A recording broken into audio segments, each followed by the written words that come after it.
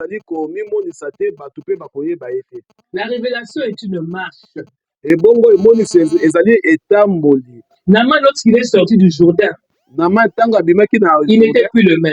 azalaki susu La lolenge preuve, moko te. son corps avait changé. Mbala moko nzoto na ye ebongwanaki. Nous également de la révélation, Biso mpe na kati na nous ne sommes plus emoniseli les mêmes personnes. tozali susu bato moko La te. Bible déclare que nous sommes devenus des créatures nouvelles. Toutes choses sont devenues, c'est-à-dire toutes choses anciennes sont devenues nouvelles. Ebongo makambo nyonso tu ya kala eleki makambo nyonso ekomi ya sika. Dans la révélation, nous passons d'un camp à un autre camp. Ebongo na emoniseli tolongwe esika moko tozalaki mpe tokende esika mosusu. Nous passons des ténèbres à la lumière. Tolongwe na molili toke na Dans la polele. révélation, maintenant, nous voyons clair et nous déclarons comme Dieu le veut. Ebongo na kati na emoniseli nde tozali komona malamu mpe tozali koloba ndenge nzambe azali komona. Dans la révélation, maintenant, Na kati na emoniseli nous avons le pouvoir parce que nous voyons. tokomi na nguya mpe na bokonzi mpo tozali komona. Maintenant, il fait jour, nous voyons bien, nous voyons clair. Po ete tozali na polele tozali komona On ne peut malamu. pas tâtonner en plein jour. Oh non, c'est impossible. En tout cas ezali fasi mingi mpo Nous moto apesa voyons, nous libaku. parlons, je vois de l'autre côté là-bas, c'est le ciel est bleu, le ciel est ceci. C'est-à-dire, on voit bien le jour. Ebongo na mokolo nde namonaka malamu mpe butu mpe moi tozali kososola ete oyo ezali moi. Dans la révélation, Dieu veut que nous puissions bien voir. Na kati na emoniseli nzambe nde alingi biso tomona malamu. Lorsque nous voyons bien, nous n'allons pas trébucher. Soki tozali komona malamu tokozala pena na libunga La te. personne qui trébuche, c'est une personne qui n'a pas bien vu. Moto oyo abandi kobeta libaku azali moto azali komona malamu Parce te. que la vue, c'est la vie. Po ete misu nde ezali bomoi. C'est la vie, c'est-à-dire la vue qui détermine tout. Ebongo misu nde ezali kolakisa moto makambo nyonso. La lampe du corps, c'est la vue. Ebongo mwinda ya nzoto nde ezali misu. Quand tu vois bien, c'est-à-dire tout ton corps est éclairé. Soko ozali komona malamu nzoto no mobimba mpe ezali kosungama. Il est difficile de trébucher lorsqu'on voit bien. Soki ozali komona malamu ezali pasi mpo kweya. Dans la révélation, nous comprenons que nous ne marchons pas seuls. On n'est pas seuls. Na kati na emoniseli tozali kososola ete tozali kotambola biso moko Parce te. que nous sommes devenus des nouvelles créatures. Po ete tokomi bikelamu Nous na sommes bikelamu. maintenant en Christ. Tokomi ya solo kati na Nous avons nkolo. maintenant comme géniteur l'Éternel Tout-Puissant. Tokomi penza lokola mokonzi na biso nzambe na nguya. Et c'est lui qui dirige notre marche maintenant. Ye nde azali kotambwisa oyo ezali etamboli na biso. La révélation, c'est la marche avec Dieu. Emoniseli ezali etamboli na moto na Parce que nzambe. Dieu a des projets de paix, de bonheur, un avenir, une espérance. Po ete nzambe azali na mabongisi ya kitoko mpo na bomoi na biso. Alors cette marche, c'est lui qui doit la guider, c'est lui qui doit conduire. Ebongo etamboli wana nzambe nde akotambwisa Parce que biso. c'est lui qui connaît ce chemin. Ye nde azali kotambwisa C'est lui banzela qui na connaît tout. Il connaît les tenants, les aboutissants. Il connaît pratiquement tout. ye nde azali koyeba makambo nyonso. Dans la révélation, Na kati na emoniseli Dieu permet à ce que nous puissions voir maintenant bien. nzambe azali kopesa nzela biso tomona malamu komona bato lokola bazali Donc banzete. le problème, c'était la vision. Que vois-tu ce matin? Ebongo likambo ezali nde emoniseli yo Que ozali vois-tu ce komona matin? yo Tu ozali vois quoi? komona Tes nini. pleurs, tu vois tes lamentations. Qu'est-ce que tu vois? Tes problèmes ce matin? Ebongo yo ozali komona nini na ntongo ya lelo. Moi, je te ramène dans la Bible. Ngai azali kozongisa na kati na De ce makomi. que Dieu dit, de ce que tu es. Ebongo na nyonso tu oyo nzambe alobi Parce que c'est là la vérité. yango nde eza solo. La révélation nous permet maintenant de déclarer ce que Dieu dit de nous. Ebongo na emoniseli ezali kopesa biso nzela toloba oyo nzambe azali komona mpo na biso. Dans la révélation, maintenant, c'est-à-dire dans la lumière, Na kati na polele je sais que Christ est avec nous.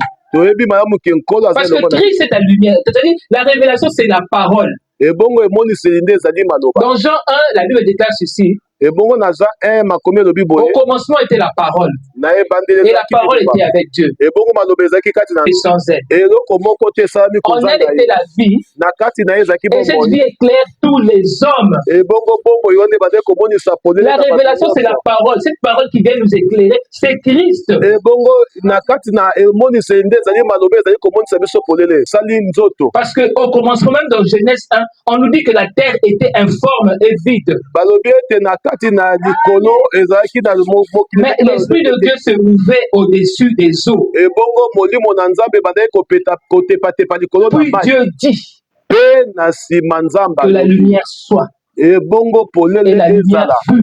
Ebongo polele mpe Dieu ebimi. a séparé. Ebongo nzambe Donc dans la akabola vision, na emoniseli. nous voyons clair maintenant et Dieu vient séparer maintenant. Ebongo na emoniseli tozali komona malamu nzambe nde azoya Il kokabola. vient séparer les ténèbres avec la lumière. azoya kokabola molili pe na Donc polele. Rehoboth, Rehoboth c'est la lumière. Dieu vient séparer maintenant. ebongo Rehoboth ezali lumière oyo polele oyo nzambe aye kobenga na molili. Dieu vient enlever les ténèbres dans ta vie maintenant. nzambe aye kobenga na nde molili na bomoi na Dieu yo. vient enlever maintenant les pleurs dans ta vie, les tourments. nzambe aye kolongola nde kolela pe kominyokwama Il te permet maintenant de voir clair pour déclarer clairement. azali kopesa nzela omona polisi Chapitre 26, verset 22. komona mokanda na Genèse chapitre 26 verset 22. Isaac a vu les champs prospérer. C'est-à-dire, il a vu sa prospérité, non seulement spirituelle, mais physique. ebongo amonaki bofuluki kaka na nzoto na molimo te me na nzoto Mais Isaac a vécu des témoignages. C'est-à-dire, cette fois-là, lorsqu'il a sémé, il a récolté au centuple. na ntango oyo alonaki aye komona ete abuki mpe ebele. Je te rassure que cette année, nazali koyebi biso que tu vas récolter au centuple. okobuka bokama na Parce que tu bokama vois, po ete ozali parce komona que tu ne marches pas seul. ozali kotambola Tu es yo avec ce moko Dieu te qui te guide. ozali na nzambe oyo azali Il a kotambola dit yo que je t'instruirai, je te ferai voir la marque de chemin à suivre. nakolakisa yo nzela oyo yo Il est là kotambola. présent pour t'instruire, pour te faire voir le chemin à suivre. azali kolakisa yo nzela oyo esengeli na yo Puisqu'il est la lumière, po ete ye azali polele il fera toujours marcher dans la lumière. akotambwisa yo kaka na polele Nous causer tous ces soucis dans nos cœurs. nyonso ezali konyokola bomoi na yo Dans la vision maintenant, na emonisi ça me permet de voir ce que Dieu dit de moi. ezali kolakisa yo oyo nzambe azali komona Parce mpona que tu yo comprends maintenant ce que Dieu dit de toi. ezali kolakisa yo oyo nzambe azali komona mpona La yo vision te ramène dans les Écritures, dans la parole de Dieu, na makomi na dans la nzambe méditation, na kotanga dans cette makomi intimité que tu développes avec ton Dieu maintenant. ozali kosala sikoyo Mais que tu es maintenant fils de Dieu. ozali sikoyo mwana na nzambe Ta source maintenant, eziziba na yo c'est Dieu. ezali nde Et nzambe tu puises ce azali na mabongisi ya kimia mpe ya bomengo Dieu veut que toi et moi, que nous puissions bien voir, bien comprendre les choses. ebongo nzambe alingi mpo na biso tozala bato tozali kososola Que nous malamu comprenons que nous ne sommes jamais seuls. tili mbala moko na kati na bomoi na ye C'est alors qu'il a reconnu sikoyo nde ye qu'il n'y kososola a qu'un seul Dieu. ezali ka na nzambe Naaman a moko témoigné. namani ye atatolaki Naaman a vu. namani ye amonaki Naaman a palpé la gloire de Dieu dans sa vie. ebongo namani amonaki nkembo na nzambe na kati na bomoi na ye Il lui fallait l'obéissance, c'est-à-dire obéir d'abord aux instructions du prophète. esengelaki atosa kaka oyo mosakoli alobaki Dans la vision, na kati na emoniseli ça nous permet d'obéir également à Dieu parce qu'on voit celui qui ne voit pas du mal à accomplir la volonté de Dieu. ezali malamu nde amona kaka ndenge nzambe azali komona.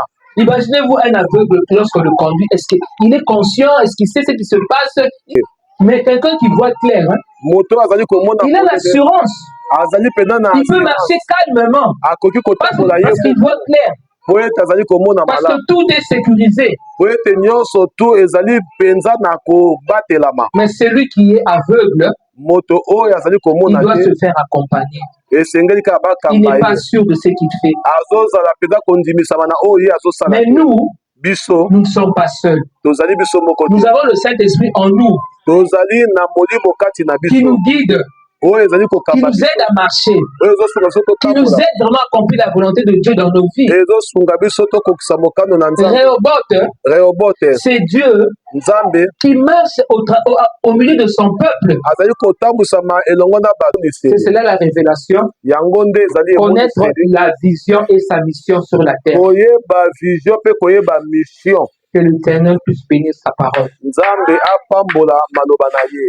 Nous allons appeler notre sœur maman Lydie qui va se lever pour la suite du tokobenga mama na programme. biso Lorsqu'elle se lève, nous allons acclamer le Seigneur. wana tobeteli nkolo maboko makasi tozokumisa nzambe na nyonso asaleli biso mpina se apongi misusu bauti kaka na bakati ya batransport bazoya po bakende bisiko bango bazali kokende kasi bakomi te bakufa yo na ngai tosala effort moko te tozotambola mpe na kobanga nzambe te po biso tolamuka na en grande santé toza mpe na bozwi to biso tokoyosalaki bozwi na biso nde sombela biso vi kasi nzambe soki apesi biso eza don gratuit oyo ayeba koofrir biso matin midi soir yango tozopesa nzambe merci mpona nyonso asaleli biso tobondeli Alléluia, ça va Israël de Dieu capable. Nous savons tout le monde déjà de signer au biso tozoluka. Et en gros biso toyeko peso merci. Kongo na bato baza na morgue. Kongo na bato baza na réanimation. Kongo na bato baza na bassoins intensifs. Nzambe biso toza en bonne santé. Nazo mona bato batoki mettre